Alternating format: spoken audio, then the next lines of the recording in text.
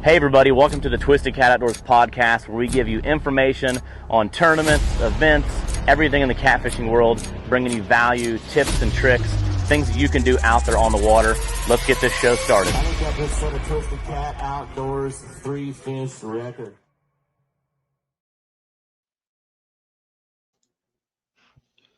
What's up, everybody?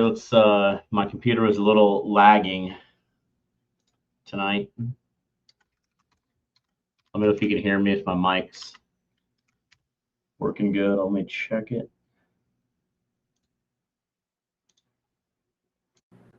All right, see if that sounds better. What's up, fishing and stuff? I got to call you still. You're on my list. I'll call you right after the show. So just got my computer on, had a long weekend and a great weekend in Memphis, Tennessee. What's up, Michael? Let's see. Just looking at some of Tom's pictures from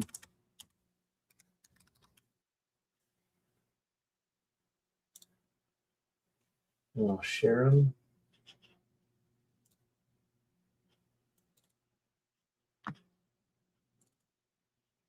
So he did a time lapse. See if I can share this. Wait for a few to jump on. Nice flop industries. Yeah, man, I like that stuff.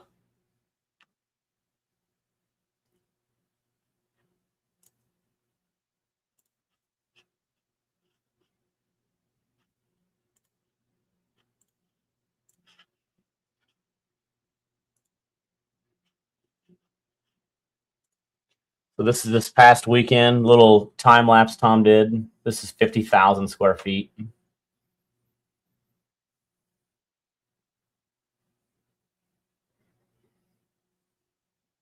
Pretty wild.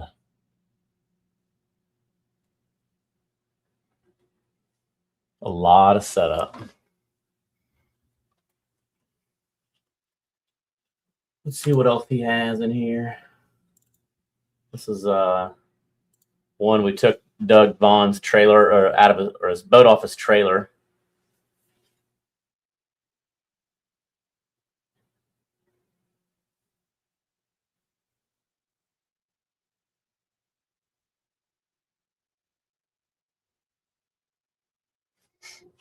That was pretty cool.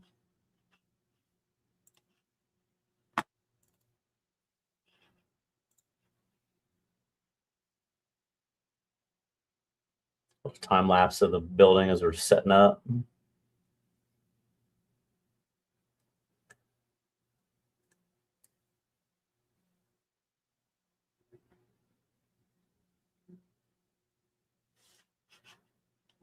What's up, Noah?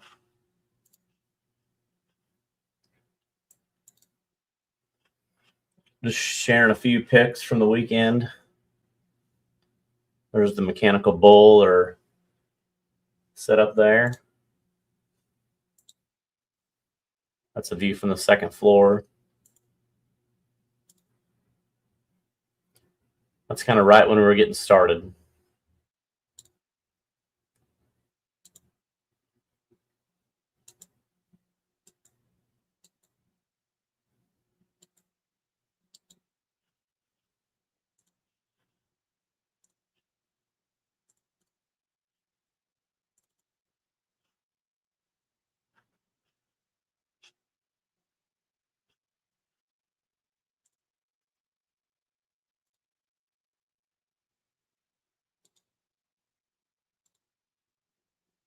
Yeah, Trey, that's glad you had fun, man. So we'll get sharing all these pictures.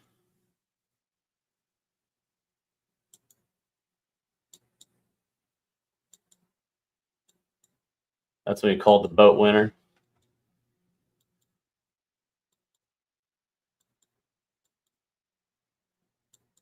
A lot of giveaways this past weekend. Lots of giveaways. Plus a boat, CR 1648.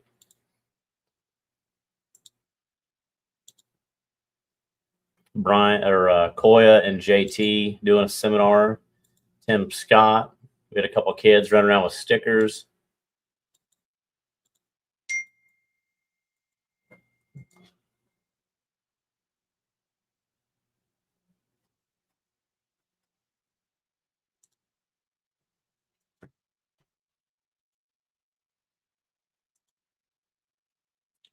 Micah Burkhart walking around. Some more above the view kind of checking out.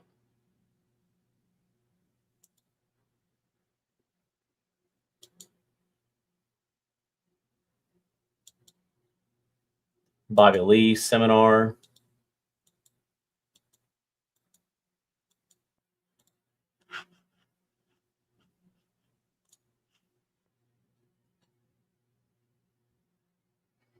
So as you can see, there's a ton of pictures. So we'll be getting them all uploaded, and they're still loading.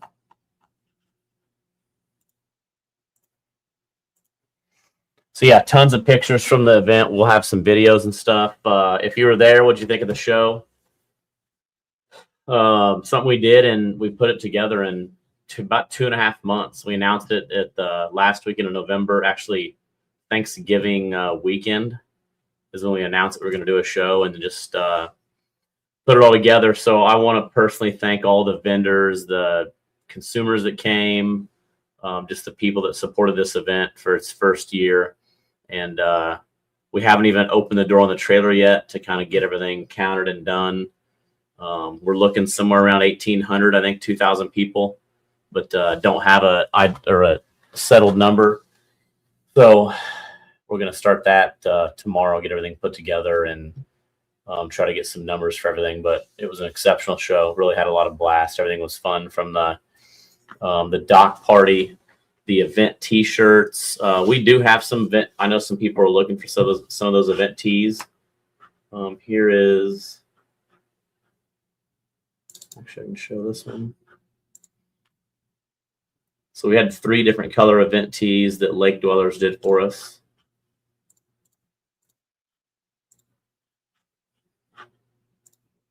So that's my mom and dad, brother, and his family. So I think that's called Melon. So if you're looking for an event tee, we're going to have some. We'll get up here pretty soon. Really enjoyed the show, and thanks for putting on. Yeah. Thanks, Mr. Hood. Colton, thank you. I'm glad you got to come.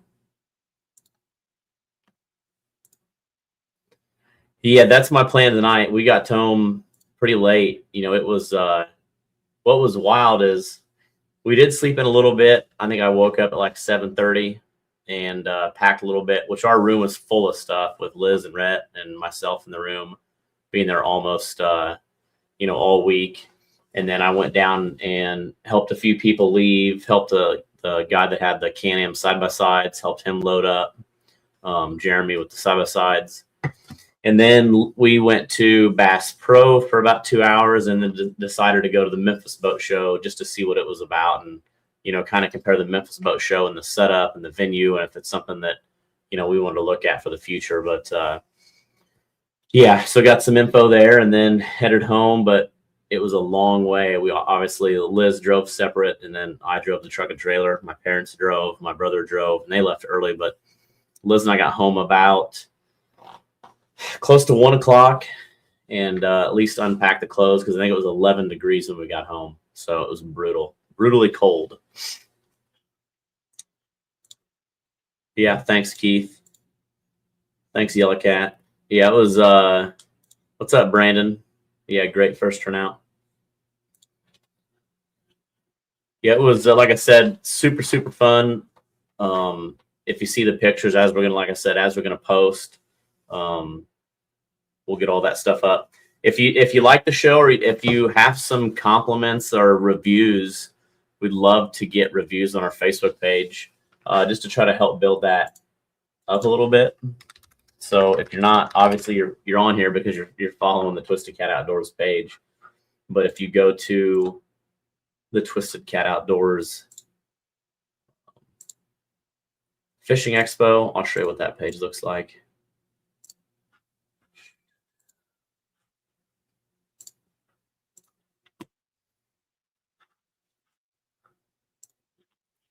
So this is the Twisted Cat Outdoors Fishing Expo. So definitely give this page a follow, and here hit a review. Would love to have a review of what you thought of the show and stuff. It was pretty awesome. This is the winner of the boat right here, Joshua Fairbanks and his family, that we dropped it off Sunday.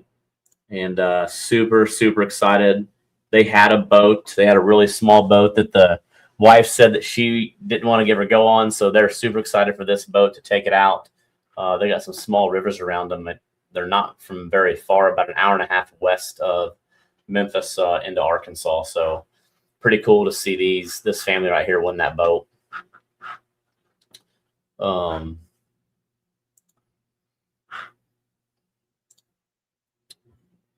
Couldn't make it, too much going on with work. Yeah, hopefully we're planning on doing it next year. Really wish, Keith, we'd have loved to have you. Dieter, we'd have definitely loved to have you. We were trying to get you to fly in from I don't know if you're in Daytona Beach. Ted gave a seminar. Thanks again so much, Ted, for giving that seminar.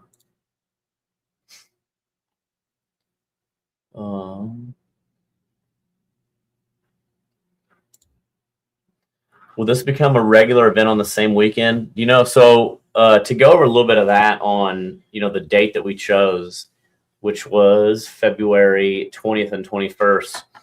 So when we decided to do this expo, we looked at different locations, what kind of vendors we wanted, what we wanted to do for the future. Obviously, we know that there's a tournament aspect of Twisted Cat Outdoors, and that's something that we want to go down, but we just couldn't obviously do that in a short amount of time. And one thing that I am always passionate about doing is doing things somewhat slow, not too fast, and making sure that we do them right and we don't burn bridges, burn people. And that's kind of what we did, is we wanted to get our feet wet for the first time, do it in 2 months. I know a lot of people said that I was absolutely crazy, which I think helped push to get this done and be so successful. So, is it going to be an annual event? That's the plan. We don't know dates, but the only date that expo center, the Renaissance Convention Center, had available was only that Friday, Saturday. So they have the Farm and Ag show that moved in Sunday morning, and that's from actually Sunday morning they moved in. They were bringing in semis when I left, and they're loading in all week, and their show's all next weekend. So I don't know, if what all stuff that convention center has booked for next year. Actually, they're sending me some dates, and, I've talked to some people about, is it something that we move every 2 years, kind of like a Bassmaster Classic, where maybe 2 years we do it in Memphis, 2 years we do it in North Carolina, 2 years we do it in Texas. We don't know. Or maybe we find a place that we just settle in and don't move it. Memphis was really centrally located. We had a lot of people fly in. Liz does the numbers, so I know that we had 25 states from online. So I don't know the plan. Like I said, how much weight did you lose running back and forth? I don't know how much weight I lost. I haven't weighed myself yet. I'm on a little bit of a fasting diet, but Saturday I had 25,000 steps, and I never track my steps. I don't know if that's a lot or not. It felt like a lot. Brock, awesome. What was your favorite part about the show, Brock? Liking North Carolina. I bet you are. What's up, Chad? Chad was going around. Chad, send me some of that GoPro footage when you get that out. I'd like to see that. Thanks, Lisa. Come to Tulsa. Yep. So that was another thing too, is, that weekend, we didn't want that weekend, obviously the same weekend as the Memphis Boat Show. Same weekend as the St. Louis Boat Show. There was another show in Georgia. So we're just going to kind of, like I said, keep waiting and, try to get this dialed in. I know the promoters of the St. Louis Boat Show, the Kansas City Boat Show, Gabe and Kevin, father-son team out of St. Joe, and they do a great show. So, because I grew up, used to go to the St. Louis Boat Show every year with my family, so I'd love to kind of get back on track doing that again. Chaos Divers in the house. We drove 4 hours from Louisiana. We helped David Magnus with his booth. Yes, I did see it, Keith. Seminars were great. Colton, that is in fact a lot of steps. So yeah, I don't know what's normal, but I had 25,000. I don't know. I didn't look at my watch on Friday or Thursday because I have a Garmin watch. And yeah, all I know is I did look at it Saturday for some reason. Somebody asked me, and then I showed them, and they're like, "Wow, that's a lot." Can't wait until next year's event. Great crowds and a professionally run operation. And you always have a little hate. I don't know if anybody watching was able to watch, on our seminar schedule, I put 3:00 social media, building a brand, and I didn't put by who, and it was kind of just thrown in there because it was something that I wanted to do and talk about and get a few people on stage and kind of like almost a roundtable setting. And I didn't do it. And like at 3:30, Liz was saying, "Hey, all these people are asking about the social media." And I'm like, "Really?" So Koya and JT were doing a seminar in the room that we had. And we had a stage, right in front of the Mechanical Bull where we had the music and stuff from yesterday. And we utilized the stage quite a bit. So Friday, I kind of seen how that worked. And we did a Phytech Net seminar with Richard James, and it was awesome. So Saturday at noon, we had him go up, talk about cast nets, and it was just packed. Everybody was watching, talking about how to throw it, when to throw it, what's the best in 25 foot of water with current, what's the best in 10 foot of water with no current, tape net versus non-tape net. It was so successful that people wanted it again. So we brought him up there again at like 2:00, and it worked really, really good. And then at 4:00, me, Brandon Schatt, and myself went up on stage to kind of close the show out, I guess, and talk about social media and building a brand. And it was so awesome. But kind of it was an impromptu, which I hated those in school growing up.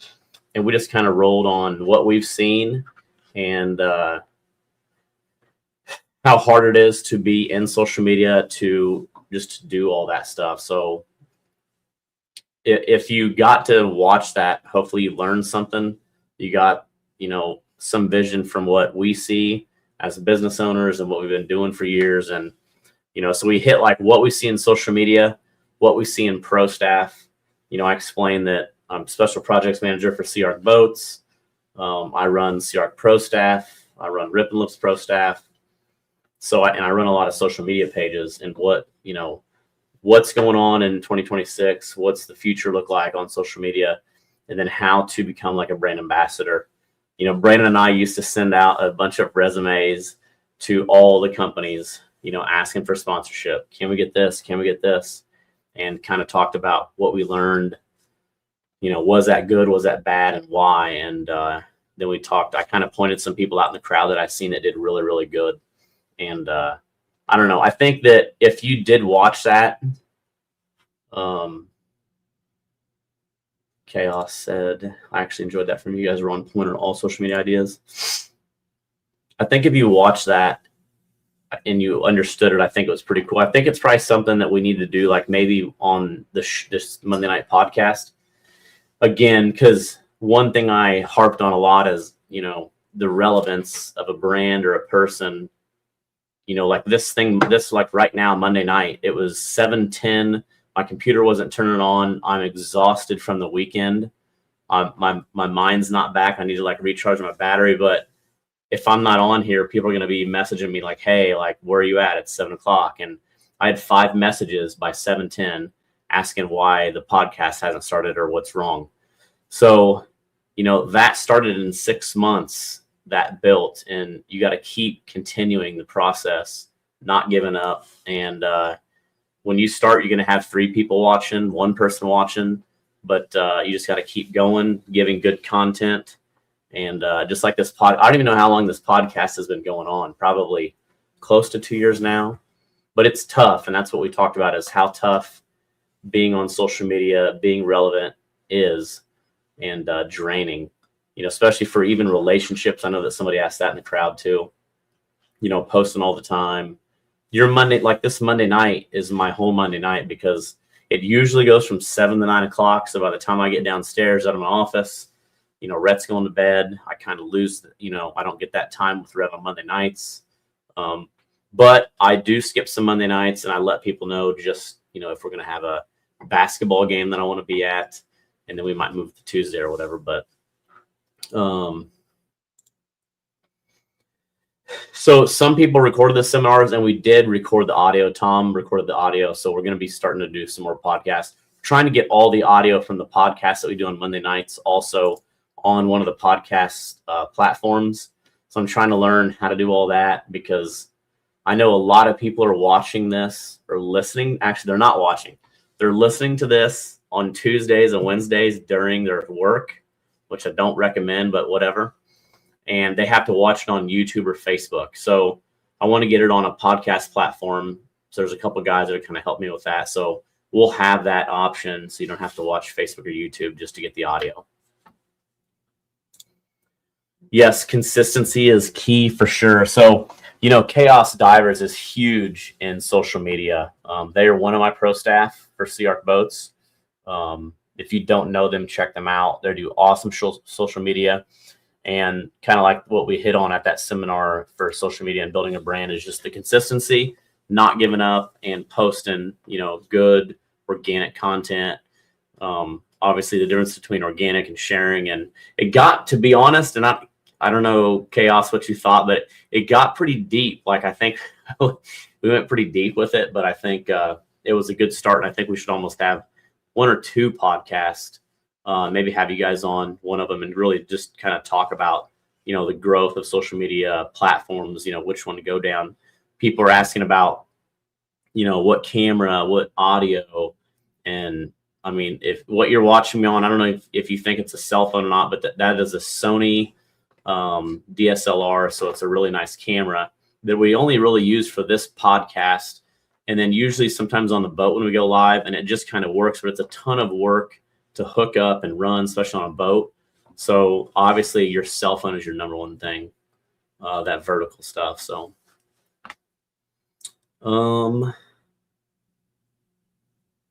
yeah, absolutely, John. What's up, Evan?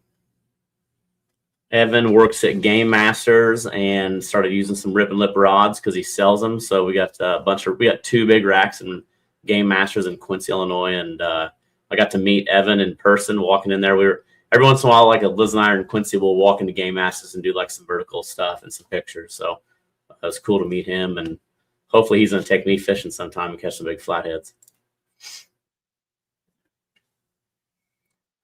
I did, but I think you hit a lot of good points. I have a $12,000 but the phone is the best. 100, because the problem is it takes so much time to get the footage on your camera off and all that. So, you know, what I like to do is phone and audio. So the best audio is more important than video, because if your audio is crap, then your video is not going to get a bunch of views. So I use a DJI Mic 3, which has always been really, really good. Yes, this is a great thing, especially for some of your YouTubers. Never cross post. Facebook does not like it when you share a YouTube video on their platform. So what Lindsay means there, and what I've been harping on, even some of my pro staff, is if you're a YouTuber, you're trying to grow your YouTube channel, YouTube and Facebook, let's just say they hate each other. So think of it like this. If I'm on Facebook and I'm scrolling and I'm, you know, looking at good original content, organic content, and let's say John Ed Rowe puts on a YouTube video link. So the reason that link, if you, and try this if you don't believe me, if you see somebody put a video on, like a YouTube link video, you're going to look down and there's not a lot of reactions, likes, or views, because Facebook does not want you to hit YouTube and leave their platform to go to YouTube. They don't want you to leave Facebook to go to YouTube. So they're not going to, the algorithm will not share that. It won't move the needle. So that's a big, big thing right there. Hey, Tammy. Yes, it was. Thank you for being there. Thanks, Miles. Yes, John Ed, CRC Marketing Director, is in the house. Fat Cat Live Wells is at the show. So yeah, we kind of went off. It's a Monday night. We're just kind of talking about the show, and now we got on the social media stuff because it's such a popular thing, that we're seeing. So when I share my YouTube links, it never gets shared out, but post a short from it done well. So again, what a lot of successful YouTubers do, and what I like, Crappie Kirby. He's one of my Crappie Pro staff that has got a good YouTube channel. And what you see on Twisted Cat, so I don't push my YouTube channel at all, but the Facebook we push really, really hard. You never see two things you never see Twisted Cat really do. You never see Twisted Cat share. I'll take that picture. If I can use somebody's got a cool picture, I'll ask if I can use it, and I'll share it organically. Maybe copy the description a little bit and change it, but I'll never share it because it just kills the algorithm because they want that organic content. But post, if you get a cool video, mix in the editing, have your video a little bit different on YouTube. Or if you're wanting to push your YouTube, maybe do a 3 or 4 minute video on Facebook. Just post it directly to Facebook. And then, in that video, say, hey, you can follow the rest of this 20-minute video on our YouTube channel. And that kind of pushes that.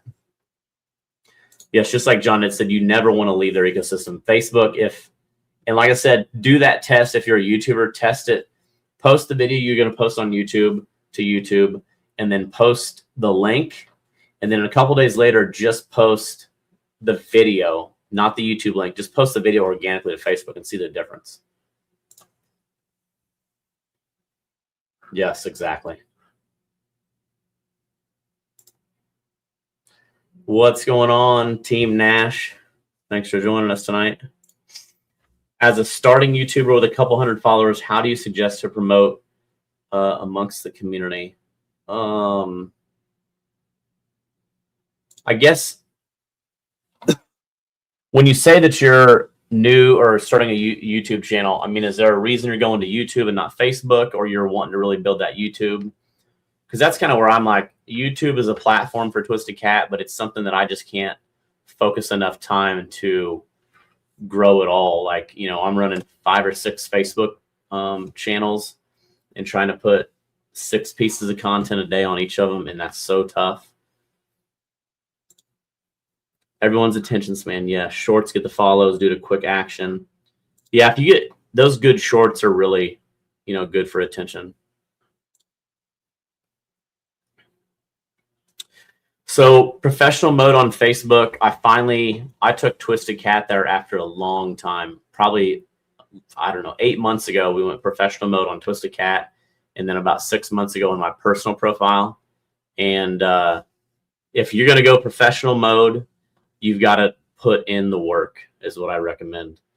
I'm Devin, I'm curious, like, how many posts are you doing a day on Facebook?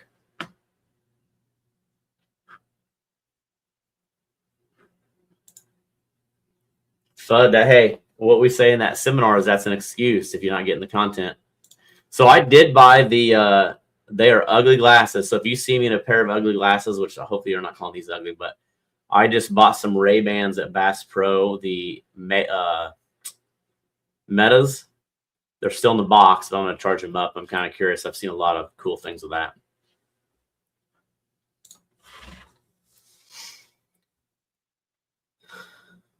Yeah, definitely do some collabs too. Like, I know back in the day it was big to, like, let's say I'm going to go fishing with Chaos, and then we kind of collab on a video together, or go collab with Micah Burkhardt or somebody, or just some. It don't have to be big people. Just just go out and definitely share stuff.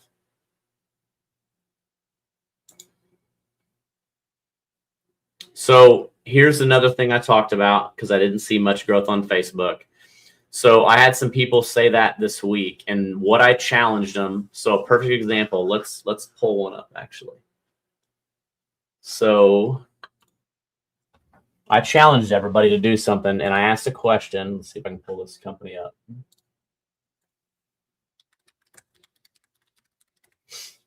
So anybody heard of Lake Dwellers that's watching right now? Anybody heard of Lake Dwellers?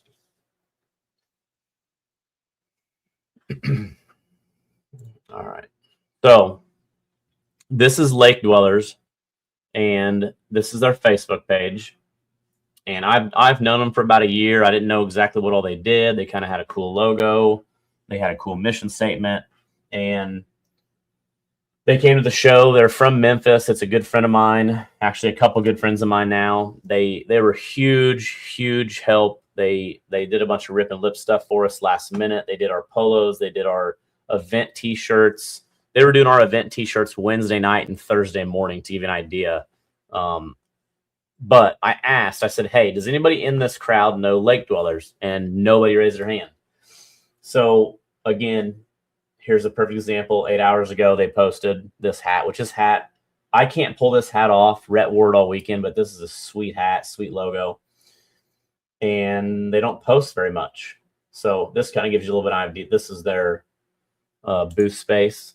So they had a sweet booth set up where life meets water. Look at that shirt right there. So they had a really awesome setup, and they're going to get back at it and chase it a little bit. So they haven't been posting, though. Here's May 29th, 2018, June 1st, 2018, and then not till, so they didn't post for like 7 years. So I asked them, I put those boys on the spot, and I said, I challenge you guys, if you want to take this to the next level, it's wide open, but you got to go all in, and you got to chase it, and you got to want it, because they got a good brand, a good product. They're some good dudes. They fish. They got, they fish in the bank from the shore. They go to the lake to pleasure boat. They kind of do it all, and it's a group of them. So that's what I say is I challenge you to go 6 months. So start tomorrow morning, post 3 times tomorrow, post 4 times Wednesday, 5 times Thursday, and try to get to 5 or 6 times a day on Facebook. Just good organic content. I have lacked on my personal, but if you can watch like Twisted Cat and Rippin' Lips, I'm really trying to do that. And if you do that for 6 months, and you got to stay at it for 6 months, I promise it's gonna change. You're gonna have a huge following, and people are gonna know your brand. Yeah, I stopped posting for a while in Canada as well, and we got back and our views crashed. So it's a big thing. Exactly. Just like Takedown's got a really good page. If you're wanting to grow, you got to post at least 2 to 3 high quality posts a day consistently. Don't even have to be a video or photo, just something to get engagement. So yeah, my brother and his wife and my 2 cousins came down and helped. They were a huge help this weekend down there. So I think I don't know where Liz at. If she's going to come up and say, hey, or she's just too wore out. Let's see.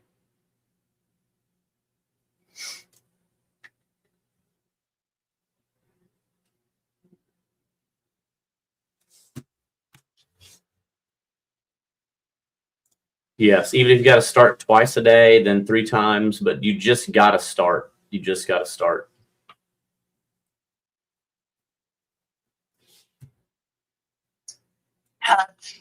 Everybody's asking where you're at. I'm still unpacking. Can you come up for a minute before I get off? Yeah, I'll be in for a minute. All right, bud. Bye. So yes, this is good. Lindsay said, even if you have to build it to 6 times a day, but just whatever you do, stay after it and grind. Jason Bell, great first show and had a blast at the after party socializing. And yeah, man, it was fun. That, and Jason, you can kind of hit on that and your thoughts, but the hotel is actually going to start a renovation, I think, in the next month. But what was really cool about the venue is you had a brand new renovation of the convention center, which the convention center was state of the art. And then you can walk from the 2nd floor over to the hotel. They had a restaurant, bar, super awesome. We Ubered downtown a couple times to the Beale Street for food. So it was just, it was awesome.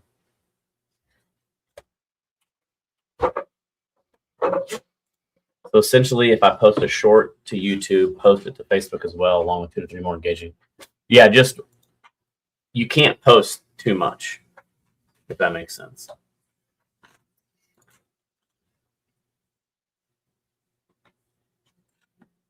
Yep, just like Lindsay said. So maybe the next couple weeks we'll do just a podcast on social media, building a brand, how to keep that brand relevant. Because it's tough. It is very, very tough.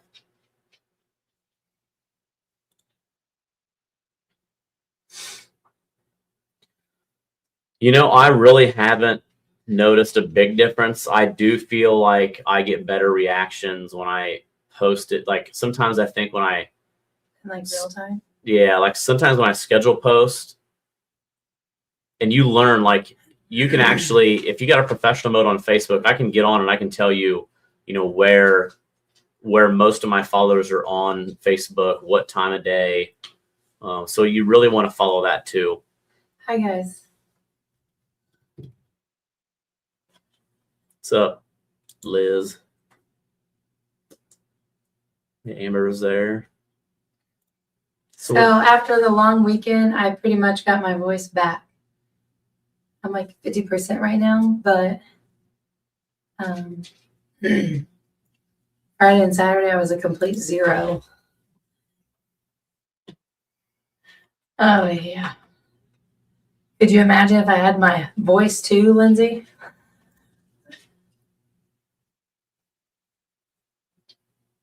You got to do it for more. You got to do it for 6 months. It's hard. I've been watching the live or listening to it down there. Yeah, and every brand's different. Every person's different. You just got to really stay after it. Or what Chad says, catch a nonstop string of 100-pound cats. And she didn't get to listen to me a lot, but there's your TikTok video. Do you have it? Can you play that for a second? Can you? Because you get I absolutely hate TikTok because you can go viral with one video and then your next 50 videos get like 200 views.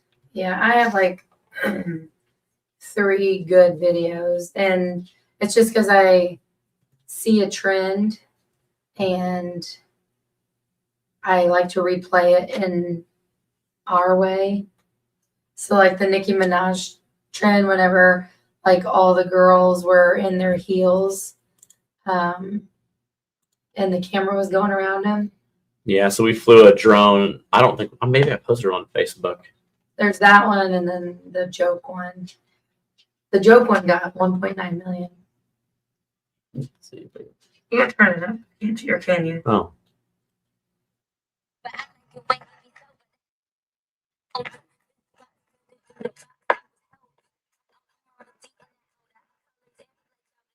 If there were sharks in that water, if you fell off, but it was shallow.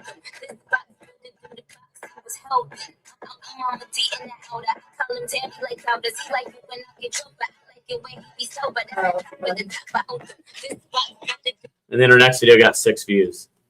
Yeah, I don't try and traffic on there though, but it's funny. Yeah. Logan, you just got to stay after it, man. Trust me. You just got to stay and grind. Posting a picture of my boat from a different angle a couple times a day, does that count? What is that? Does anybody remember that movie Ted with Jim Carrey? I think it was Jim Carrey. And they had a camera crew and they followed him around.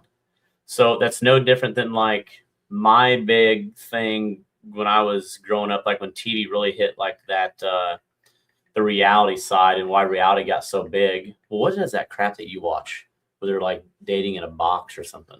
Love is Blind. But it's terrible, but I even like to watch it. But the GTL, what was that show that I liked with Southern Cal or no Gym Tanning. the Gym Tan Laundry, the guys in what beach was that? They used to be your favorite show Sammy and because everyone said I love Big Sam. yeah, my favorite guy. What's his name? He's a tool. I don't even know. I never watched Truman it. Show. Truman Show. That's not what it was called though. Was No, it? Truman Show was the Oh, the Ted. Jersey Shore. Yes. Yes, Julie, you know it. I watched the crap out of Jersey Shore, and it was terrible. Like it was kind of stupid, but it was funny. but people wanted to know what Mike was doing, the situation. So back to Greg, your what I've noticed and what's wild. She was eating the wig hair. The Freak. wall. Is people want to know like where you're eating lunch at or what you did for breakfast. Like, you know, people want to know your day-to-day life. And another thing I said is like right now, I think the highest we had is like 88 watching. So between YouTube and Facebook, there's 88 people watching this, but it gets a lot more because a lot of those people, I don't know who they are, or they don't ever comment, or they never share, but they're watching. So I love Ronnie. Old Ronnie and That's Vinny. That's what they say. Non-stop.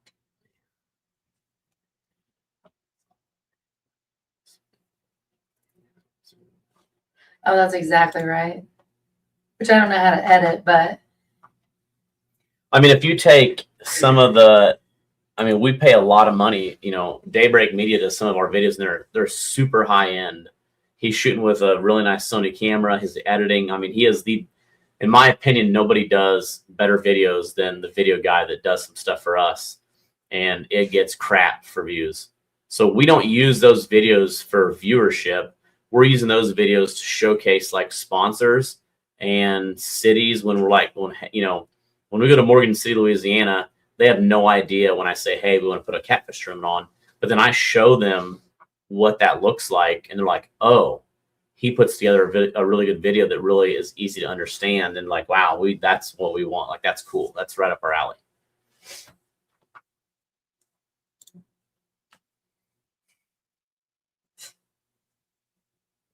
Soon, very soon, very soon. after a week's worth of sleep.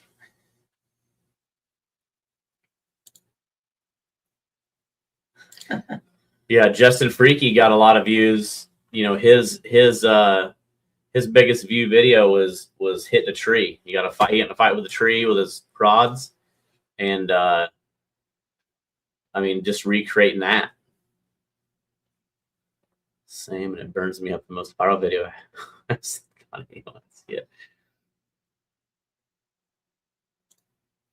Hey Logan, I'm gonna send you a video tonight from my personal page, dude, and seriously watch it and follow Gary Vaynerchuk. If anybody's on here has not heard of Gary Vaynerchuk, Gary V, watch him. Like, he is legit. He changed my life. You changed my life too, but sometimes you wear me out. I know. Oh, good, Sean. I was wondering. I almost texted her later on that night, wondering if she came to get you. Yeah, so Sean was he came to the show, super excited for the show. I guess, Sean, you weren't too excited to go to Graceland. That was the issue? Like, she gets to go to Graceland, I get to go to the Twisted Cat Expo, and then Happy wife, happy husband. yeah, everybody's happy. Everyone's happy. But then he forgot his phone in her vehicle at Graceland. Yeah, well, I'm glad. What time did she come back and get you? Thanks, Tyler. Thank you.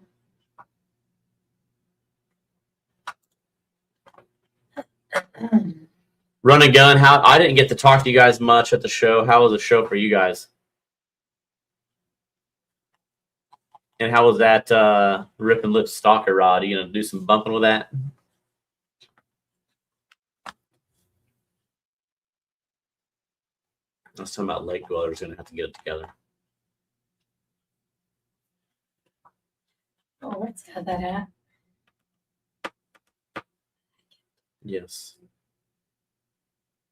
Yeah, and again, if you were at the show, definitely would love for you to leave a review on the Facebook page of what you thought about the show. You know, give us hopefully a good rating and tell us a bit about why. And if you were there, what'd you think of? We got to call the guy. I got a little creepy on him. I'm not gonna lie. Yeah, you kind of freaked him out, I think. But I called him, and then I called him again, and then I texted him. I said, answer. And then I called him a third time, and he answered, and I said, hey, is this Justin? What are you doing? And he's like, well, what do you mean? And I'm like, do you have it at all on your phone? No, I don't.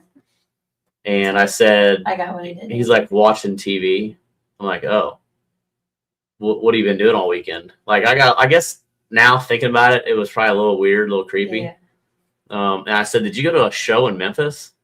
He goes, yeah, I went to the Twisted Cat fishing show. I said, okay. Do you know why I'm calling you? And he's like, did I win the boat? And I said, congrats, dude. We shared a picture. Yeah, I shared that. I showed him that. Oh. Yeah, that was pretty cool. He went to try to do bump and run.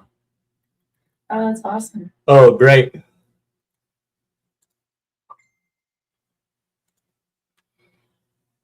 Yeah, so I didn't get to work the Rip and Lips booth at all, but Rip and Lips had a fishing tournament in a chiller bait tank with a bunch of bobbers, and you went and did a tournament. You signed up like on the website, and then you got to fish, and we gave away a bunch of money and stuff. So it's pretty cool.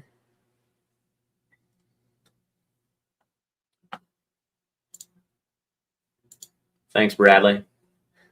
Hey, Bradley, great video that you put out this morning. I really enjoyed that. So shout out to you, brother. That call was awesome. Boatman call was great. Everybody's planning for next year. We don't even know what we're doing next year yet. Reed Adams. At least you didn't ask what he was wearing. That would have got weird.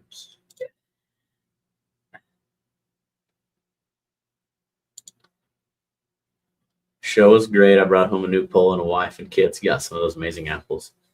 Yeah, that was one thing. Liz and I did a lot of shows, and I don't know if people got to hear me or if anybody's really followed our journey. Well, we've had a long journey, but really since November when we announced this show, like we went all in and chased a lot of things. We went to the Kansas City Boat Show. I went down to Memphis to kind of get some things ready, and then I drove from Memphis to Cape Girardeau for a meeting with Chris and Ellie at Castaway to kind of talk about layouts. And then I drove all like 4.5, 5 hours back down to Coleman, Alabama to their show, and then back home, and then back to Memphis. I drove a lot to kind of keep moving things.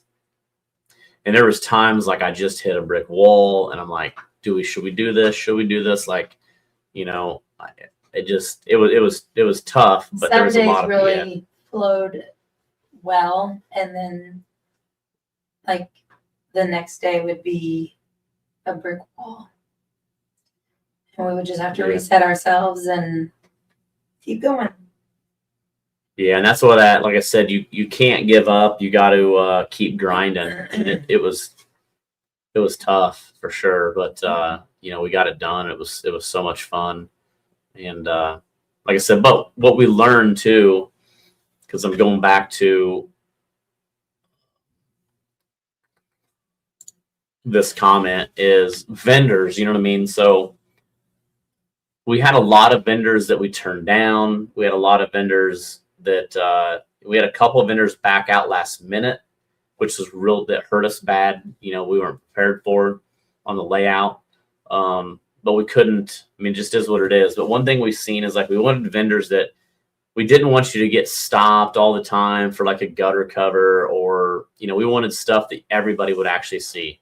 When it came to like the kids, we seen a mechanical bull at a show, and I was like, that was cool because there were some kids riding it. And I thought, well, we could play off that, have kids and adults, but if we go that route, we don't have room for like a big pack and play, or a big jump house, so then we were going to do like a coloring 10x10 for kids. We were trying to do some stuff with Bass Pro. We were almost had a tank. We were so close to having a tank in there with some fish, and, a lot of other things that just didn't come to fruition because, like I said, it was a 2-month window, so a lot of people already had, commitments, and, like I said, it was just tough to get things going, but I heard someone was walking around eating chicken. At nighttime? We've already received some feedback from like some vendors today. They messaged us, and I think a lot goes into play. Things that we didn't even know that you have to think about, like even table setup for tickets. We wanted ticket setup to be a little different. Well, per like fire laws, they have to be set up a certain way. And I think Chris is on here. He can attest to this. Like, it's just things that none of us think about. And I had a few people tell us, you know, we needed some food vendors in there. Well, per the Renaissance Center, you can't have anything outside wise of food vendors. We had to use what they have in the Renaissance Center. So even like Apples Gone Wild, you can't just buy his apples and go to a table and start cutting it up. We had to turn one vendor down because they had a type of food that you could open up and start eating, like kind of snacking on. Yeah. Well, you can't do that, so we couldn't have them. And some didn't. So I mean, we don't know. There was a fine line on some things we didn't know because obviously, you know, it's a union hall and they have some rules. But you know, now I think that in the future we can kind of say maybe we want this for food or this for food. Because trust us, we would have had a loaded tea shop vendor booth. And so just like Julie said here, Apples Gone Wild was awesome. And like, that's what I went all the way to Coleman, Alabama, and I picked up maybe 2 vendors there. Dan's salsa, because we had some of the salsa and pepper jelly and it was great. And I just ate half a jar tonight. She just ate half a jar of the salsa from Dan. And the Apples Gone Wild, like that is like, who would not like a caramel apple, like how they do them? So, you know, that was pretty cool. And, you know, they did really well there. So, yeah, the fish was really good. Yeah. No bales. We got some of their seasoning. It was really good. What was your favorite part about the show, would you say? Oh, man.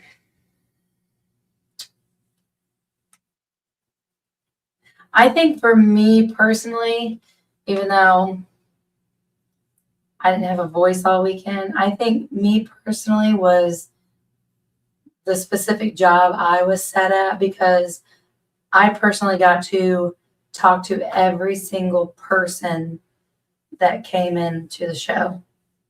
So I got to see a lot of people we haven't seen in a while. I met a lot of people that I've talked to on here, and yeah, exactly what Chris said.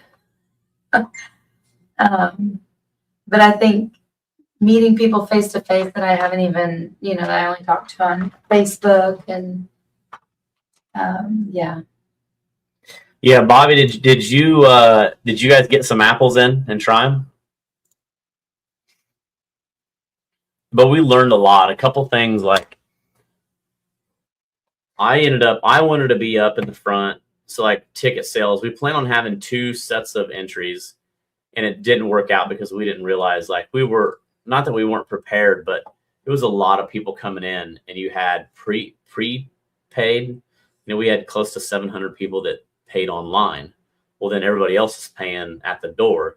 So you had 2 different lines, and people still going in and out because they were going to the seminars. And like Saturday was crazy. Like we had, you know, like Chris and Brandy were huge. Heather, you know, we had a lot of help up there. We had to have the girls sometimes, my brother, and then my brother and his wife, they manned, like once you came in, you know, you got a raffle ticket and then turned right to fill your stuff out and put it in the bucket. So like that was a lot to just figure out logistically, and obviously running tournaments, you got to have it down to a T. So we definitely understand we can really make a change quick that makes sense. So, you know, I think for the most part, everything went super smooth. And, you know, I had to leave. Like I wanted to go up there and high five and shake hands, but then I would leave because I had to go. I call it put out a fire. It doesn't mean that it was something bad happening. It was just like, you know, somebody needed power, their power quit, or, you know, something outside. There was somebody's car running and blocking a doorway, or somebody needed this, or the internet didn't work. Or it was just like So if you see me running around, like that's what I was doing, like kind of babysitting those situations. So I couldn't be at the front, and you kind of had to do that, and then Chris kind of had to do that. So when we had to kind of move people around, but it was still awesome. I mean, it was I gotta say, a hell of a show for, I mean, just everybody. But again, you see Liz and myself, like we're the ones putting it on, but we are just a part. I mean, it's the people that, like Chris Wallace, helping. You know how many nights that Chris and I were on this computer doing Zoom and Canva on layouts until 3:00 in the morning, like absolutely exhausted, just to try to. I can't do that. Yeah, it was just tough. Yeah, so we had a separate entrance for prepaid, but like having that, like you got to have two different lines. So like Chris and Brandy did prepaid, and then I helped, but Liz and Heather Massengale did, at the door. And then we had my dad, in front kind of telling people where to go and then start the other lines and stuff like that. So I think that like the app we used, the line only even got backed up like twice and it still went so quick. But Yeah. It was good. And what Phil Brown said up there, I didn't even know y'all were throwing nets. What'd he say? It sure wasn't trying to learn how to throw a cast net. I didn't know that y'all were doing that up there. Well, Phil's And going then to I saw show you. Mary Beth up there. She sent Yeah. a video of her throwing I've a seen net. that. I didn't know that was going on. By the way, she can throw a net. She's good. See, Bobby Lee, Bake Seminar was great. That's good. She'll be thinking, we didn't over in Giant Tamer booths. Yeah, let's talk about this for a second. So at all the shows I've been to, the setup and breakdown was top tier. Actually, the best I've seen. You guys had the whole building broke down in 2.5 hours. So breakdown was incredible. Like, we didn't, obviously it's a new venue for pretty much every vendor that came to that show. So we definitely learned loading in what we needed to change for the future, but we also learned what we were going to change for load out, as they call it, load in, load out. So we had radios, so really nice Motorola radios. I had one, Chris had one, Jeremy had one, and then John Ed and Teague. So we had one person at the bottom of the ramp because it's on the second level. We had a person in the Winchester lot where all the vendors are parked, and we wouldn't let them leave until their booths was ready. And then I was in the building, Jeremy was on the dock, and it was and then Chris was in charge of the carts. Because the problem is, like, when you got to think of the logistics of what can happen. Everybody wants to go grab carts, and then their booth isn't ready. So there's only so many carts. So Chris held the carts, and then you had to find me or Liz to say, hey, our booth's tore down, we're ready to go. And then they send somebody to get their vehicle. They come up to the lot, and we had a bunch of people in that lot. We had 6-8 trailers all pulled over to the side, lined up, and then we just had a lot of stuff was on wheels of their own. But then we would go to their booth with like 5 carts, and completely their booth is gone out of there, and then they're loaded up and gone next. I mean, it was crazy. I thought it'd be, what did we say, 1 or 2 o'clock. I thought We said there's 2 a.m. no way we're out of here until 2 a.m. No way. And we ended up being out of there at, I think it was 8:05. We were actually shutting the dock door at 8:05.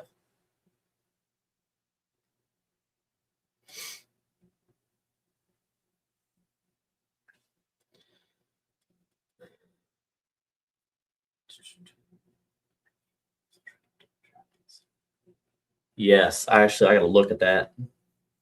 The Trader Tongue. I think, Nate, is it an electric one or something? I know that I've seen some pretty sweet Trailer Tongue deals. Because the back right there, I have it. So if you look, I can kind of share it up.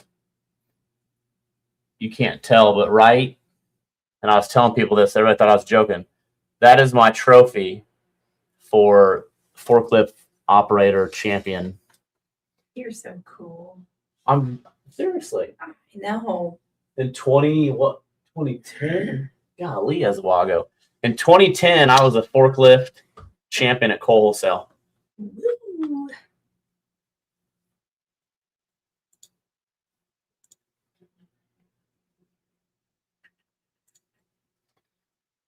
Well, no, what? Hold on. We're gonna still put that sticky stuff on trailers, okay? Uh, So, if you guys want to hear something funny, we were crying. We were laughing so hard. yeah. And So load in, the biggest thing is you have to, like, we got to put what they call visqueen down. So because it's carpet, and if you turn on the carpet and you got oil and all that, it makes a mess. So we started. Monty Bond went to Home Depot and bought window flashing. So window flashing is just a real sticky tape. You can get like 6 inches wide, 10 inches wide, and the white side of it, the outside of it, is extremely slick. Like, it's just, you know what I mean? But it's obviously very sticky, forklift certified.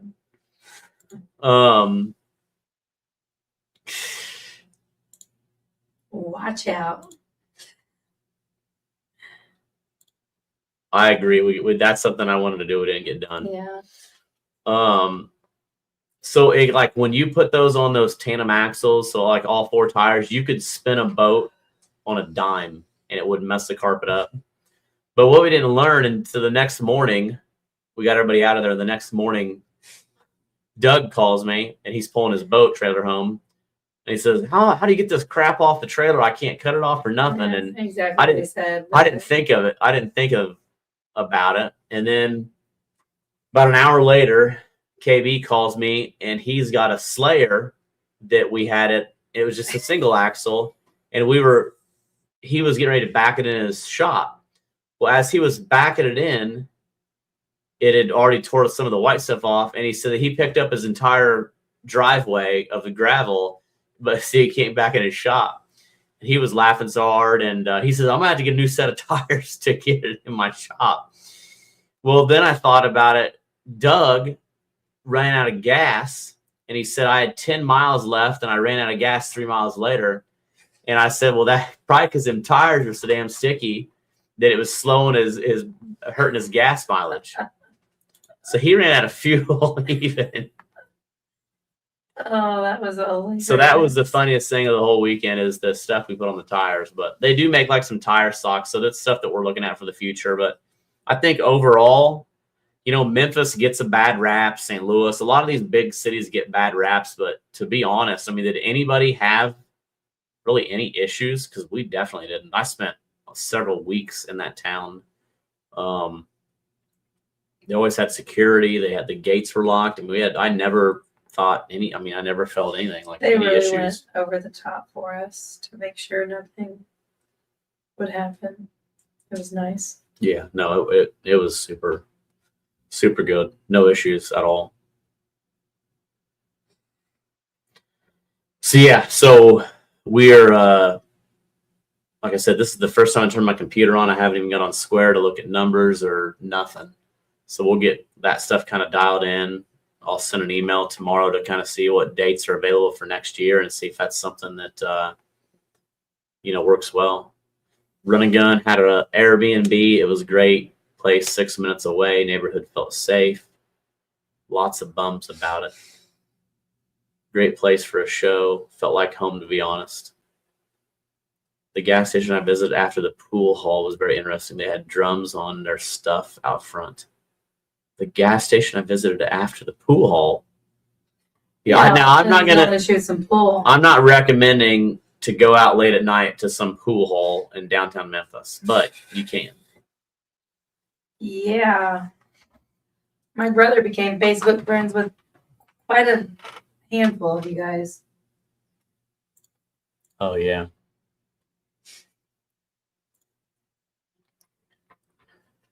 So no, overall, we're just exhausted, but it was super awesome, and I can't thank everybody enough that was supportive, I guess is the way to put that. Because you always have people that want to see things fail, unfortunately, and it's with everybody helping is how that didn't fail. It's not just Liz and I or Chris or anybody that's helped putting them together. It's the people that supported it and saying, hey, year one was great. Can you imagine having 12 months to promote and blow this up? So, and like I said, I think that I want to say around 1,800 or so is what we kind of 18 to 22 or something like that.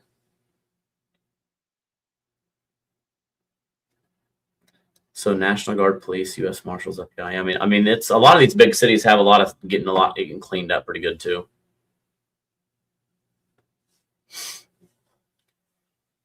Well, Sean, I appreciate that, but all as well that you can never make everybody happy. You just got to keep on grinding. Yes. So Stephen, we actually thought about, I was talking to my boss about that, and obviously we're trying to go towards a tournament with this show, but not a 100-boat tournament or nothing like that. I mean, a really low key where it's maybe 10 boats, 5 boats, 10 boats, 15 boats. Obviously that some of the Twisted Cat series people. Oh my gosh. KB's messaging me. He said I had them tires. I got a couple new ones. I don't know if he's watching. He must not be watching this. I'm just laughing. He goes, haha, them tires, man. I got a couple new ones today. Oh crap. But I wonder how it was for people who actually had a, couple hour drive under their belt. He just had, he wasn't very far. So I wonder if some Doug's of that, tires look like crap. because of the tape. Yeah.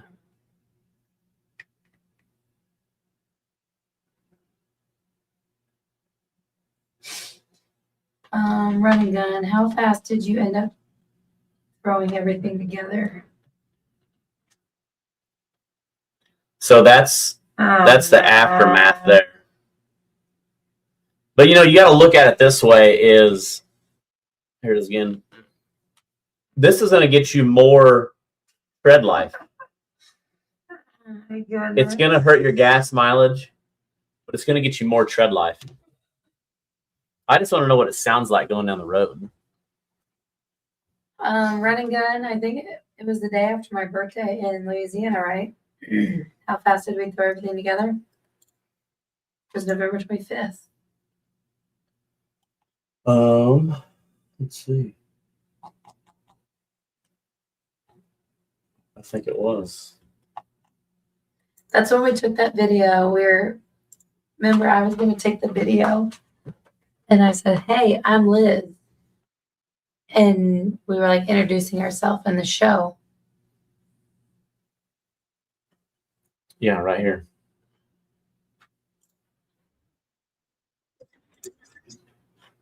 So this was. When was this posted? Go to see more on the video, on the bottom of the video.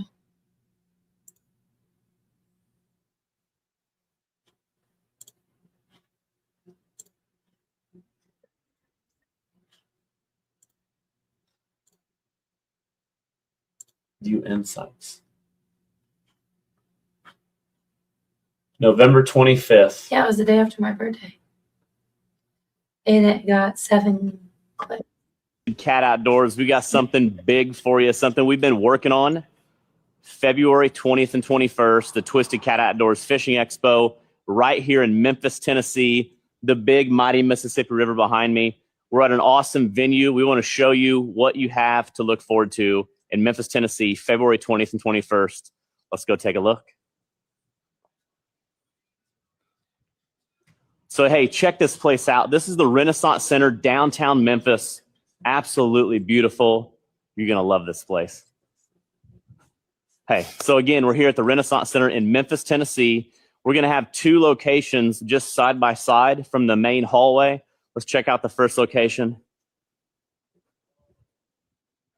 And how we're going to do this also is once this video is posted, we're getting the ball rolling quickly. So if you're a vendor and you want to be a part of this, give me a call. How we're going to do it is first come, first serve. The first calls I get, I will call back, and then you'll get to pick your space. But here is one of the first spaces.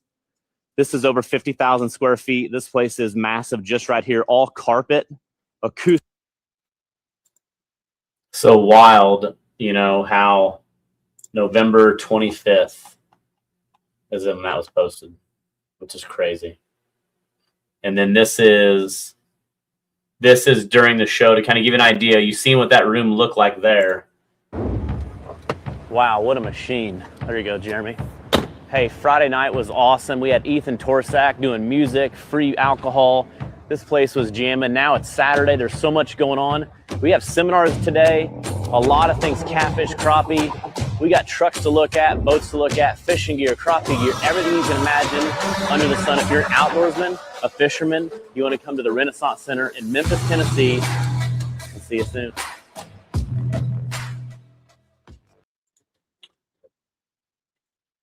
So yeah, it was just a cool, crazy that from November 25th to February 20th, how we did. I mean, it's just wild. But again, it's because of everybody that was a part of that. Yes, and Ethan Torsak killed it. So if you didn't know, we did what we called an open jam, open dock night, dockside jam. And this was it right here. So we had live music presented by Catfish Pro, Lake Dwellers, and Rippin' Lips by Ethan Torsak.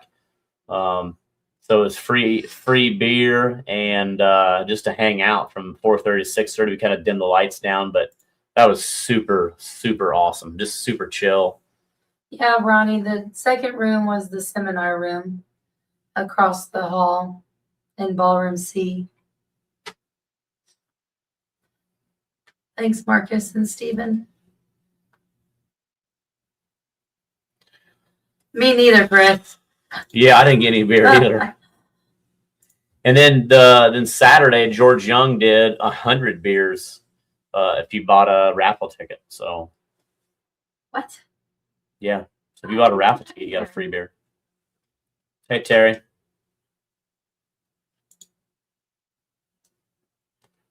And then Josh is going to do us some. Maybe we don't want to tell people, Josh. We're going to surprise him at CR, but we're going to have some sweet trophies. He's going to work with Nate and Steve. Oh, he did get a beer, you dog. Yep. Ronnie, you missed out, man. I didn't get one of those either. So now, like I said, we're going to check dates, the venue, and I would say in the next couple weeks, we'll have a date out, and we'll get rolling. Kind of, we'll give everybody that came to this show first dibs on a spot that they want. Now that everybody kind of sees the layout, you can choose those spots. So, yeah, with 10 to 12 months of planning, It's going to be amazing. I mean, it's that's how I'm going to get there. It's going to be money, dude. What's his name? Uncle or a Cracker? Cracker. What's the Cracker guy's name? You can put a cracker on it or something. What was TCO's favorite part of the expo? I said mine. What was yours? What was yours? Just in the work, like the position I had of the show, getting to see everyone, shaking hands, talking to every single person that, paid for a ticket, or on Chris and Brandy's side, they got scanned for their prepaid ticket. I think mine was,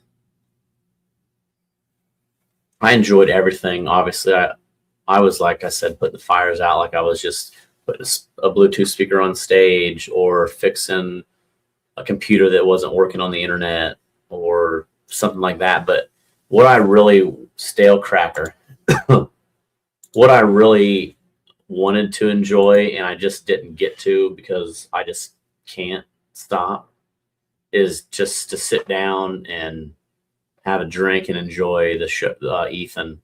Like that, the Friday night opening thing was such a cool, something you don't see at shows, I guess. So it was really cool to see that. And I don't know, it was just super chill. Something that Chris, Alex, and I all talked about yesterday on our ride home was like out of the three of us, I didn't know. They didn't know what all I was doing. We didn't know what all Chris had done, and we didn't know what all you had done. So like kind of catching back up and meshing and piecing things together, that was nice too, because we were all kind of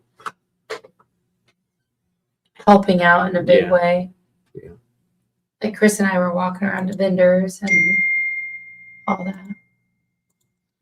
Seminars Checking were in. definitely awesome to listen to. Yeah, I didn't get to listen to any seminars. Seminars were you know. awesome. My favorite part came last night. I only sold a handful of lures in my booth, and last time on my Instagram, we got tagged. There was a kid that bought one of my glide baits, and he caught a 5-foot. That's bass with the lure he got. He made the weekend sink him smile. Yeah, that's Cool. yeah. I think even and the biggest thing, like in our social media talk, which you didn't hear me talk at all on that, did you? Like Brandon and I. No. And that's I back just ended up to talking, dancing, and telling you your time's up. as social media is evolving and there's so many more brands out there, and so many more brands are taking, I bring Frog Togs up as an example. Like when you think of Frog Togs, what do you think of? You think of rain gear. And they have so many more items now. Portfolios of these brands are changing. I think actually Frog Togs has a rod. They got shoes, boots, tackle. They've got tackle bags. They got clothing. Like they're not a rain suit company anymore. So you have a lot of companies that have a lot of the same stuff, whether it's Rip and Lips, they have hooks. We sold Livingston lures this weekend at the Rip and Lips booth, and rods and landing nets and, terminal tackle. So I think like being at the shows also helps your brand. I talked to Dustin Leitenberg a little bit. I think Dustin did good. And we didn't get to talk a lot, but I think again, like he was there when I talked about that, like even a Twisted Cat tournament, Frog Tog tongue depressors. So like, let's say Dustin, and that's where Dustin, I think, started with me. Like I didn't know what his brand was, and he came to Burlington and did an anchor giveaway. So that kind of started that, like we introduced that. So maybe a new person that's at the tournament that needed an anchor, bought an anchor from him 3 weeks later or 2 years later. But, branding is like social media. It's a long-term game. You can't just build a brand tomorrow and expect it to be good. You got to build it and build it and build it and, keep grinding to get that brand out there. And I think going to a show like this, going to a tournament, and not even sometimes going, like I told Nate Davis, they've just kind of backed down from sponsorships and doing a lot of stuff. They used to go to a lot of tournaments, a lot of events. And I think that he's seen like what that effect can be. So going to an event, and even if he doesn't bring his trailer to sell, like going there and shaking a hand, like that's a big deal. Like, hey, Nate Davis, the Tackle Bandit, came to our tournament. He didn't have the stuff that I wanted because he didn't bring it, but he shook my hand. And like, that's a big deal. And here's Peak Performance, Cody, he was selling bass stuff. It wasn't a bass show. It had I think he did okay. I think he did. Cody, tell us how you did, but Cody got to meet us. He got to meet our people. I know Rhett was excited. And he gave Rhett stuff. People got to quit giving Rhett stuff, because then I got to learn how to your worms and all this stuff. But anyways, so Cody might not have done well, or I guess Cody, tell me how you did if you want. But he branded and he shook hands, and that's huge. That's huge. So that's a big thing.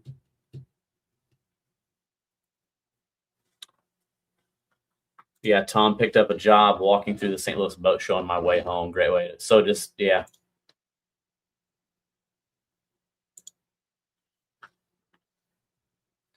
That was the first time going to Catfish Expo. I really enjoyed it. Thank you both for your hard work. Thanks, Ronnie. We really appreciate that. Well, Tony couldn't make it. Hopefully, or Troy, hopefully we'll see you next year, man. I know you were in, I think, Pennsylvania. Rick, I hope we see you next year, man.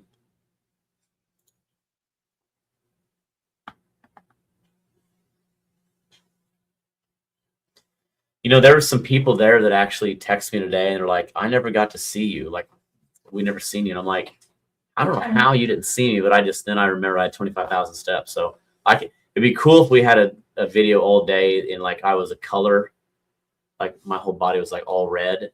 And you watched and it was a thing of me, a time lapse of me doing 25,000 steps in there. You wouldn't see anything else. So here he is. So Cody said, did great. I was really happy with how it all went. Made some great contacts with lots of baits and got some great reps in with the whole setup. So just to give you an idea, like that's a big deal. I mean, that's bass heavy stuff. No catfish, no crappie. You know, we had some crappie people. Next year will even be bigger. We'll have some more bass companies. We had a lot of people that was asking for some bass stuff and crappie. So, well, Cody, we really appreciate you being a part of it, man. Really do. Tournament schedule is pretty complete. We're just trying to finish up an October event and hopefully have it knocked out. Tractor 5000. Oh gosh, Gary, tie a red balloon to you. A little scary.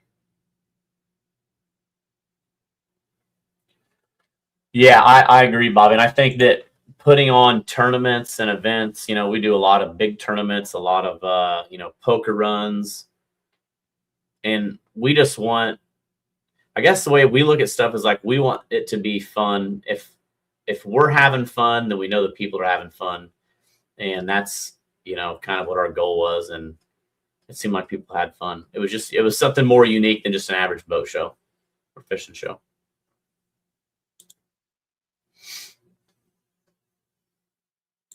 Should find out this week, JT, just waiting on a board meeting.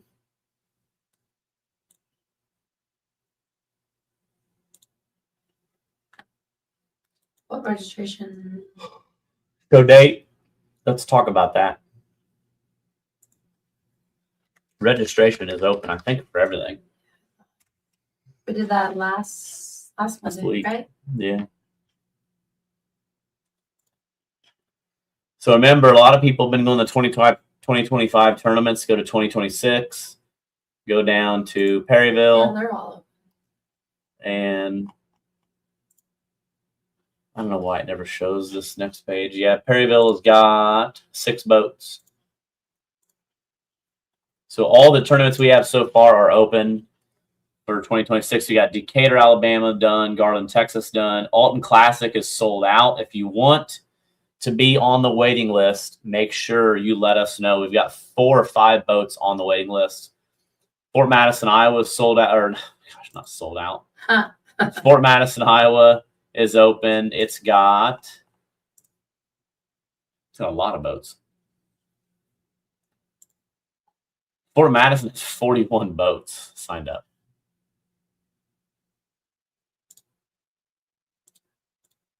That's crazy.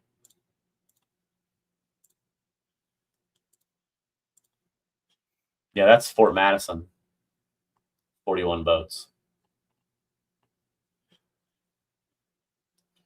So make sure you get signed up for the tournaments. Robert, nothing yet on Muscatine.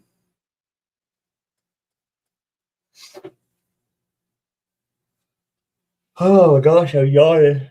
I'm ready for bed. This will be the earliest I went to bed in 3 months. All right. This is just be a quick one. Announcement, almost 2 hours. Well, thank you everybody for being on. If you're watching this tomorrow at work or whatever, like I said, I'm going to try to get these all on a podcast platform so you don't have to watch. You can just listen and not have it playing on your phone and burning your battery up. Oh, my camera.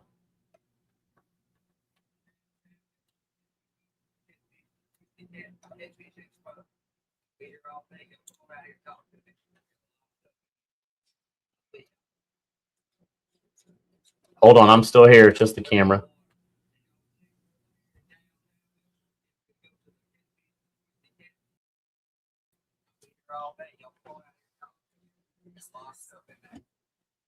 Mhm. What's going on with the camera? There we go. I don't know what happened to that. Every once in a while that does that. Thanks, Anthony, man. We appreciate you guys coming. It was good seeing you guys. Yeah, so if you have any questions about what we got coming up, speak louder, we can't see you. Let us know. Thanks for watching. We'll be back on next Monday night, and we'll try to get some topics. And soon you're going to see a bracket. We talked about this at the show. We're getting back into the 1v1s, the online stuff, and we're going to do some tiered brackets. And the first head-to-head, right here, she's going to get smoked. You're going down. So we're going to have some fun with it. We're going to pick probably 12 anglers and some head-to-head stuff, and then see who comes out on top. So we're going to have a bracket system, Twisted Cat Outdoors. Super pumped about that. And we're gonna crown a bracket championship here soon. So and kind of play with how that goes for the future. So we got a lot of things on the horizon, and this Twisted Cat Outdoors Fishing Expo was just one piece of the puzzle. So stay tuned. Have a great night and a great week, and we'll see you next Monday night. That's a bad bet if your money's on Liz. Come on, people. Don't waste your money. All right. See ya. We're out. Bye.